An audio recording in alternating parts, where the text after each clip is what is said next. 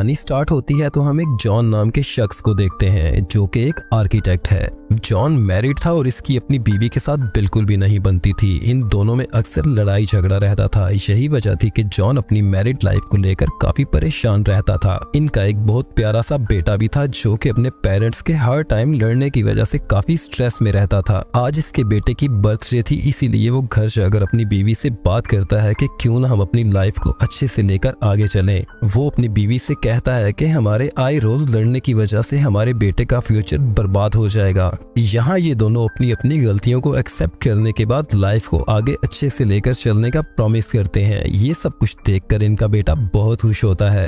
ये दोनों अपने बेटे की बर्थडे पर अपने पड़ोसियों को भी घर पर इनवाइट करते हैं। ये सब घर पर इकट्ठे हुए होते हैं, तभी टेलीविजन के ऊपर एक शॉकिंग न्यूज चलती है कि बहुत सारे कॉमेट्स जमीन की तरफ बढ़ रहे हैं और उनमें से एक समुद्र में बरमूदा ट्रायंगल के अंदर जाकर गिर चुका है और उसके बहुत सारे आफ्टर शॉक्स हैं। ये न्यूज सुनकर सारे डर जाते हैं। जॉन फौरन से भागकर बाहर जाता है तो उसकी नजर आसमान पर उड़ते हुए परिंदों पर पड़ती है। वो ठीक तरह से उड़ भी नहीं पा रहे थे। तभी वहाँ पर एक आफ्टर शॉक वेव आती है जो जॉन को उठाकर दूर फेंकती है और उसके घर के शीशे भी टूट जाते हैं। जॉन वापस भागकर घर के अंदर आता है। इसके नेबर से आए हुए लोग बहुत ज्यादा डरे हुए थे। जॉन के मोबाइल पर एक मैसेज आता है जिसमें लिखा हुआ था कि तुम्हें और तुम्हारी फैमिली को सिलेक्ट किया गया है एक शेल्टर के लिए जहाँ पर लोग सिक्योर रह सकते हैं। और यही मैसेज टीवी स्क्रीन पर भी चल रहा था। जॉन के नेबर्स अब ये बात जान चुके थे। वो इससे लड़ने लगते हैं और कहते हैं कि ये कैसा इंसाफ है, क्या हमारी फैमिली और हमारे बच्चों की लाइफ की कोई भी अहमियत नहीं है। ये कहकर वो गुस्से से इसके घर से निकल जाते हैं।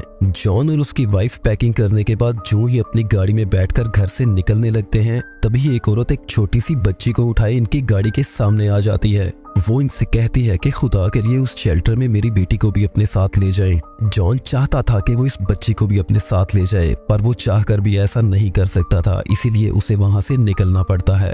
वो अपनी फैमिली को लेकर मिलिट्री बेस पहुंचता है जहां पर बहुत ही सख्त सिक्योरिटी थी। वहां पर हजारों लोग जमा थे जो मिलिट्री बेस के अंदर जाना चाहते थे, पर अंदर सिर्फ वो ही जा सकता था जिसकी फैमिली इस शेल्टर के लिए सिलेक्ट की गई है। जॉन अपनी फैमिली को लेकर एयरबेस के अंदर आ जाता है। तभी इसकी बेटी की शुगर लो हो जाती है क्योंकि वो एक डायबिटीज पेशेंट थी। जॉन बैग खोलकर अपनी बेटी की इंसुलिन निकालने लगता है, पर वो उसे बैग में नहीं मिलती। वो अपनी बीवी को वहीं वेट करने का बोलकर अपनी बेटी की टैबलेट्स लेने के लिए चला जाता है। सभी सिलेक्टेड लोगों को मिलिट्री के कुछ लोग जहाज पर बिठा रहे थे। तभी दो मिलिट्री ऑफिसर्स इसके पास आते हैं और इसे जहाज में बैठने का कहते हैं। ये उन्हें कहती है कि मेरी बेटी शुगर पेशेंट है और मेरे हस्बैंड इसकी दवाइयां लेने के लिए गए हैं, वो आ जाए तो हम जहाज में बैठ जाएंगे। यहाँ इसकी बीवी से एक बिग मिस्टेक हो गई थी क्योंकि वो ये नहीं जानती थी कि जहाज में किसी भी पेशेंट का बैठना अलाउ नहीं है। ये सब जानकर वो मिलिट्री ऑफिसर इन दोनों को एक दूसरी जगह पर ले जाता है। जॉन अब दवाइयां लेकर वापस मिलिट्री बेस पहुंच जाता है। वो देखता है कि जहां पर वो अपनी बीवी और बेटे को छोड़कर गया था वहां पर वो मौजूद नहीं है।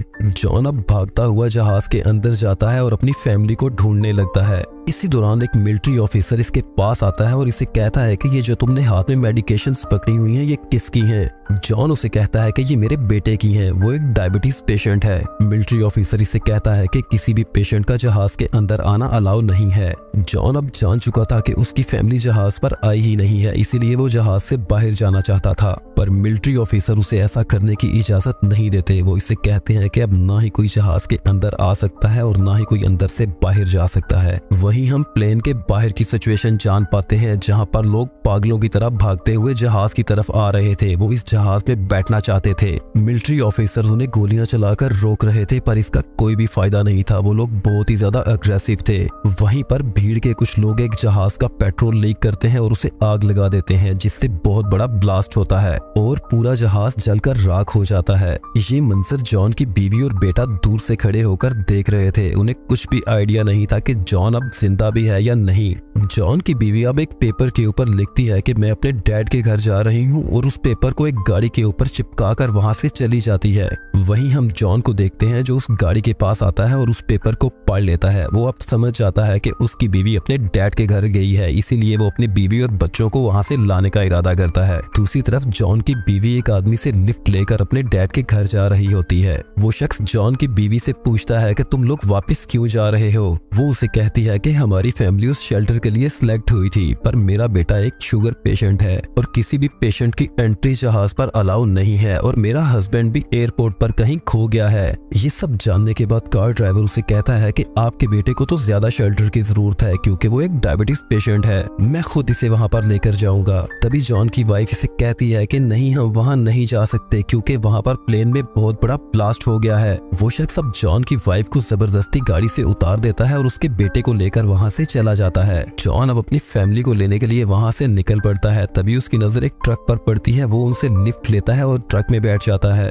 उस ट्रक में जॉन को एक लड़का मिलता है। वो इसे कहता है कि क्या आप जानते हैं कि हमारी गवर्नमेंट ने कुछ खास लोगों को क्यों सिलेक्ट किया है? उसके पीछे एक रीजन है, क्योंकि कमेट्स के गिरने के बाद दुनिया 70% तबाह हो जाएगी और उसको दोबारा रीबिल्ड करने के लिए इन्हें प्रोफेशनल लोगों की जरूरत होगी। इसीलिए वो सिर्फ उन्हीं लोगों को सिक्योर कर रहे हैं जो कल को इनके काम आ सके। वो लड़का इसे कहता है कि आज रात तक हम लंदन पहुंच जाएंगे। वहां से लेट नाइट एक फ्लाइट निकलेगी ग्रीनलैंड की, और ग्रीनलैंड पर ही वो शेल्टर होम्स बनाए गए हैं। वो लड़का जॉन से पूछता है क्या आप सिलेक्टेड हैं? जॉन उसे कहता है हाँ मैं सिलेक्टेड हूँ। वो लड़का जॉन को कहता है कि हम लोग सिलेक्टेड नहीं है, इसीलिए हम छुप कर वहाँ पर दाखिल होंगे। जॉन उसे कहता है कि मैं अकेला वहाँ पर नहीं जाना चाहता, मेरा एक बेटा और एक बीवी है। मेरा बेटा एक शुगर पेशेंट है और किसी भी पेशेंट का शेल्टर होम में इंटर होना अलाउ नहीं है। मेरी बीवी और मेरा बेटा खो चुके हैं, मैं उन्हें अपने साथ लिए बगैर वहाँ पर नहीं जाऊंगा। अभी ये दोनों आपस में बातें कर ही रहे होते हैं, तभी वहाँ पर कुछ लोग आते हैं जो कि जॉन को जबरदस्ती अपने साथ ले जाना चाहते हैं। वो इसे कहते हैं कि तुम सेलेक्ट किए गए हो, इसलिए हमें तुम्हारी जरूरत है, हम तुम्हें किसी भी सूरत अपने साथ ले जाएंगे। अब जॉन और उनके बीच वहाँ पर फाइट स्टार्ट होती है। इसी दौरान वो लड़का बीच में छुड़ाने के लिए आता है, पर वो बेचारा मारा जाता है। सीन शिफ्ट होता है और हम उसी शख्स को देखते हैं जिसने जॉन के बेटे को किडनैप किया था। वो अपनी कार में अपनी बीवी के साथ उसी शेल्टर होम की तरफ जा रहा था।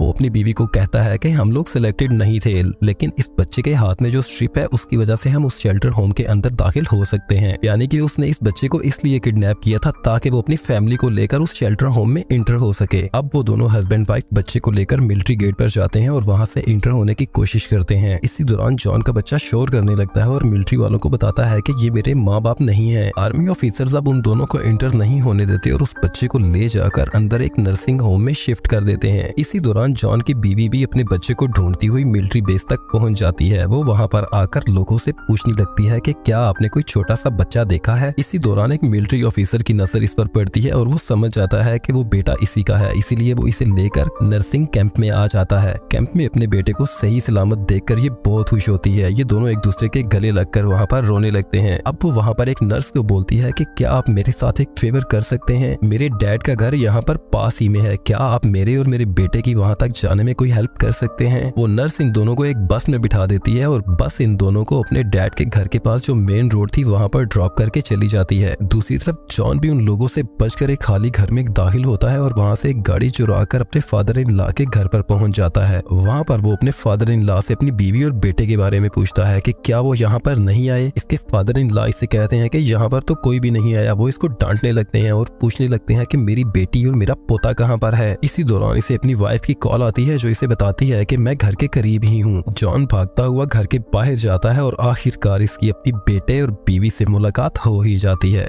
वहाँ ये तीनों एक दूसरे के गले लगकर खूब रोते हैं। अब ये सभी वापस घर पर आते हैं और वहाँ पर आकर ये फाइनली डिसाइड करते हैं कि अब जो कुछ भी हो जाए हम एक दूसरे से अलग कभी नहीं होंगे। इसी दौरान जॉन को उस ट्रक वाले लड़के की बात याद आती है कि आज रात लास्ट फ्लाइट कनाडा से ग्रीनलैंड की जाने वाली है। ये बात वो अपनी बीवी के साथ शेयर करता है। वो भी इसके साथ वहाँ चलने के लिए एग्री हो जाती है। जाते हुए वो अपने फादर को भी अपने साथ ले जाना चाहती थी, लेकिन उसके फादर उसके साथ जाने के लिए एग्री नहीं थे क्योंकि वो अपनी जिंदगी का आखिरी टाइम अपने इसी घर में गुजारना चाहते थे। अब वो रोते हुए अपने फादर को गुड बाय बोलती है और ये लोग वहाँ से निकल पड़ते हैं। रास्ते में बहुत ही ज्यादा ट्रैफिक जैम थी और ये भी उस ट्रैफिक में फंस जाते हैं। वहाँ पर अलार्म बज रहे थे और मुसलसल लाउड स्पीकर पर अनाउंस किया जा रहा था कि बहुत ही जल्द बहुत सारे कमेंट्स यहाँ पर आकर गिरने वाले हैं। जॉन गाड़ी से बाहर आकर देखता है तो बहुत सारे कमेंट्स ऊपर से आकर वहाँ पर गिरते हैं, जिससे बहुत सारे लोग मारे जाते हैं और गाड़ियों में आग लग जाती है। इनकी गाड़ी भी तबाह हो गई थी, इसीलिए जॉन एक दूसरी गाड़ी लेता है और उस एयरपोर्ट की तरफ निकल पड़ता है जहाँ से ग्रीनलैंड के लिए एक लास्ट फ्लाइट जानी थी। थोड़ी ही देर में ये लोग एयरपोर्ट पर पहुंच जाते हैं। जॉन देखता है कि लास्ट रेस्क्यू प्लेन भी टेक ऑफ करने लगा है। जॉन अब जल्दी से अपनी कार को रनवे के ऊपर लेकर आता है और उस जहाज के सामने लाकर खड़ी कर देता है,